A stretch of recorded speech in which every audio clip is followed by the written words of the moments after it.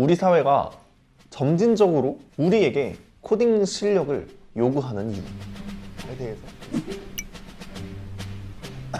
일단은 할 말이 너무 많은데 최대한 좀 간략하게 가져오려고 그랬어요. 공인이란 건 옛날부터 있었거든. 그러니까 그 농인, 상인 말고 공인, 뭔가 뚝딱뚝딱 만드는 그 대장장이들은 옛날부터 있었단 말이야. 근데 여기서 생각해볼 필요가 있어요. 아니 먹고 살면 다 되는 거잖아. 아니 음식이 있으면 살 수 있잖아. 사람이 더 해야 될 게 없잖아 사실. 근데 공인이 그러면 왜 필요하지? 실제로 공인들이 만드는 건 대부분 인간의 작업 범위를 축소시켜줘요. 처음부터 인간이 땅을 손으로 파거나 돌로 팠어야 될 걸 약간 철 같은 거 이렇게 재련해가지고 농기구를 만들면 좀 더 쉽게 일을 할 수 있는 거야. 지금 이 단락의 소주제는 공학의 발전은 IT 기술, 과학 기술, 기술의 발전은 인간의 작업 범위를 항상 축소해 왔어요. 자동차가 나왔을 당시에 그 영국에 무슨 법이 있던데, 그러니까 법에 그 무슨 뭔지 하여튼 그 법이 뭐 그런 거였어. 자동차가 일자리를 해친다 이거야. 그러니까 인력거꾼이나 뭐 마차를 끌고 다니는 사람도 있잖아. 그런 사람들의 어떤 일자리를 다 뺏는다는 거지 자동차가. 그래서 자동차가 다닐 때는 양옆으로 한 명이었나? 그리고 앞에 한 명이었나? 이렇게 3명 사람을 무조건 고용해서 다니기, 이런 법이 있었대요. 사실 그게 팩트가 맞아. 자동차가 생김으로써 그런 마차를 끌고 다니는 사람들이나 인력거꾼들은 직업을 잃죠. 일자리를 잃어요. 그게 맞습니다. 근데 이제 여기서 말하고 싶은 부분은 약간 개요 같은 건데, 줄어든 다른 일자리들이 있을 거 아니야. 인력거꾼은 사라졌지만 아직 남아있는 일자리가 있을 거 아니야.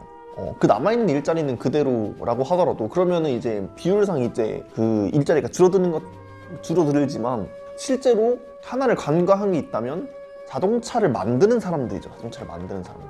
공학이죠. 이것도 뭐 공인이죠. 공인들. 그러니까 아무리 자동차가 나와서 인력거꾼이랑 마차 타는 사람들이 일자리를 잃더라도 자동차를 만드는 사람 자체는 엄청 늘어난다 이거지. 누가 그런 말을 하더라고. 용산에 전자상가 날아갔는데 쿠팡 때문에 그 용산 전자상가 있는 사람들 쿠팡에서 일하는 게 돈을 더 많이 받지 않겠냐, 쿠팡에 취직하는 게 어떠냐, 뭐 이런 말을 하더라고요.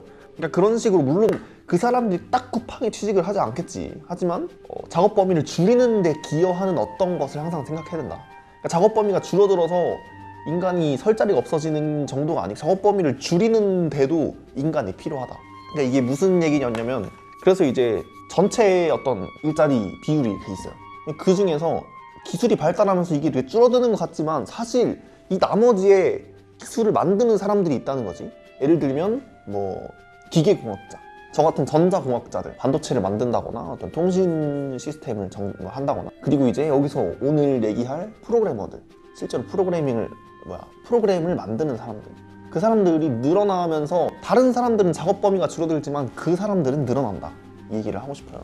두 번째로 작업 효율을 늘리기 위해서 그 코딩이 필요하다는 얘기를 하고 싶어요. 무슨 얘기냐면, 이제 편집자가 코딩이라는 얘기를 많이 써요. 알고 쓰는지 모르겠어요. 하지만 많이 씁니다, 여러분. 되짚어 생각해보면 굉장히 좋은 표현이에요. 굉장히 포괄적으로 얘기한 표현이에요. 코딩의 의미를 조금 생각해볼래요? 코드, ing일 거 아니에요. 코드가 뭐예요? 코드? 그냥 뭐 그런 거죠. 부호를 뜻하거든요. 부호를 뜻하는데, 부호를 쓰는 게, 코드를 작성하는 거, 부호를 작성하는 게 코딩이죠. 옛날엔 부호가 어디 쓰였을까? 뭐 그런 거예요. 모스보 그거 아나? 사람들 엑시트 그거 봤나? 그 SOS 그 모스보로 전달하죠, SOS를. 사실 모스보가 SOS를 말하려고 만든 부호거든요. 알고 계셨나요, 편집자님? 그 당시에 그 부호가 지금 이 코딩의 의미일까요? 그건 아니에요. 그건 아니고, 그 당시의 부호는 누구랑 누구와 소통하기 위함이죠. 사람과 사람이 소통하기 위함이에요. 내가 다른 사람한테 얘기를 할 건데 그걸 좀 최대한 간략화해서 부호화해서 코딩해서 보내는 거죠. 근데 지금 말하는 코드는 뭐랑 뭐가 소통하는 거죠? 사람하고 기계랑 소통할 때 그 코드를 말해요. 사람하고 기계랑 소통하는 게 무조건 프로그램을 만드는 일일까? 하면 그건 아니에요.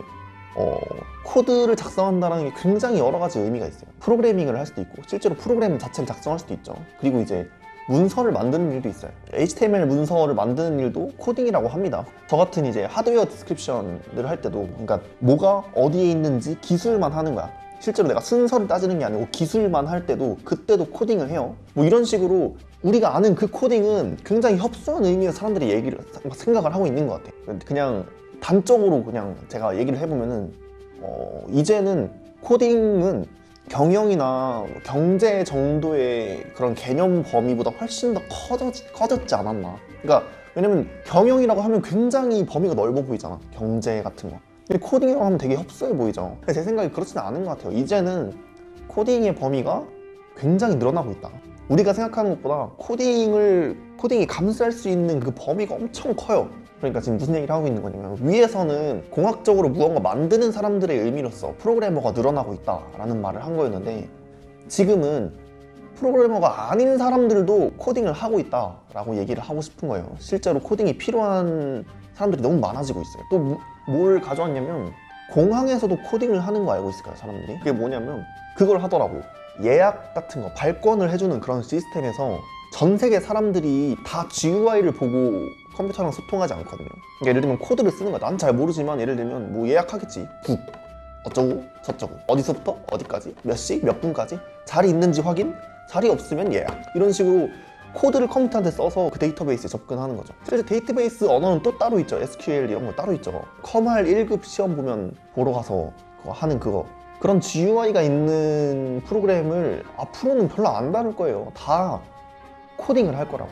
다 이 커맨드 라인 인터페이스로 할 거예요. 컴퓨터랑 소통하는 일은 제가 알기로 지금 편집자님 보고 있는 그것도 프리미어 프로도 다 커맨드 라인 인터페이스 기반으로 알고 있어요. 거기다 그냥 그래픽 UI를 더 쉬운 거라고 알고 있는데, 그냥 우리가 생각하는 그 보통의 일들 있죠. 그럼 보통의 일들도 이제 천천히 코딩이 쓰이기 시작했어요. 저 같은 경우 뭐라고 하지? 반도체 설계자도 옛날엔 다 그림으로 그렸어요. 반도체 그 어디에 뭐가 있고 이런 그림으로 그렸대요. 지금은 코딩으로 하고 있다는 거죠. 디스크립션도 코딩으로 한다는 거예요. 그냥 적당히 기술도. 그러니까 프로그래밍만이 코딩의 범위가 아니다. 우리가 흔히 얘기하는 그 프로그래밍, 파이썬이든 C든 그런 거 다 프로그래밍이잖아. 그런 프로그래밍만이 코딩이 아니다. 코딩의 범위가 굉장히 넓다라는 걸 얘기하고 싶어요. 무슨 뜻이냐면, 전체 작업 범위가 줄어들면서 사람이 설 자리가 잃어버리고 있는데 이만큼 프로그래머들이 채우지 않을까 한번 얘기를 해봤어요. 근데 이만큼에서도 애초에 작업 효율을 늘려주려고 각각의 코딩이 해당하고 있다고. 그래서 또 그런 거죠. 이게 왜 이 사람들한테 늘어나냐 하면, 인간이 이제 일 처리를 다 하는데 만약에 예를 들면 일 처리 능력에 한계가 있어요.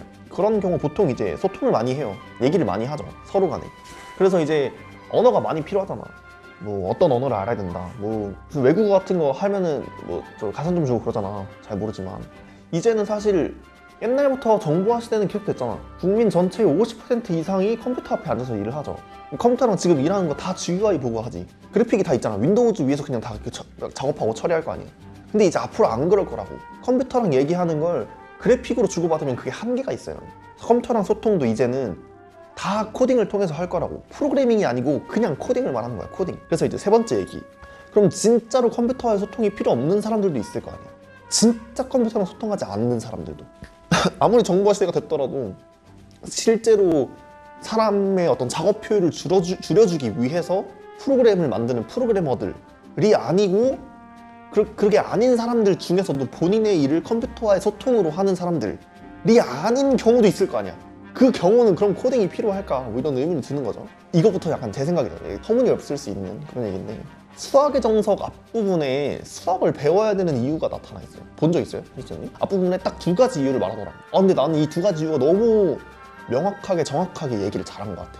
첫 번째 이유는 다른 과목의 기초가 된다. 물리를 배울 때 수학이 필요하고, 화학을 배울 때 수학이 필요하고, 우리같이 공학을 배울 때 수학이 필요하고, 경제학, 경영학 배우는데도 수학이 필요하다. 그런 얘기를 하더라고요. 근데 그거는 방금 했던 얘기잖아. 코딩이 왜 필요한지는 얘기했잖아. 근데 두 번째 이유가 중요해. 두 번째 이유가 논리적 사고력을 늘리기 위해서, 이런 얘기를 하더라고요. 그러니까 수학을 하면 논리적 사고력을 기를 수 있다는 거야. 근데 맞는 것 같아요. 이건 여러분도 동의하지 않을까 싶어요. 수학을 이렇게 좀 풀어보면은 논리적으로 이게 된다는 거를 실제로 그 전개 과정을 아는 거야. A면 B이고, 하여튼 A니까 B다?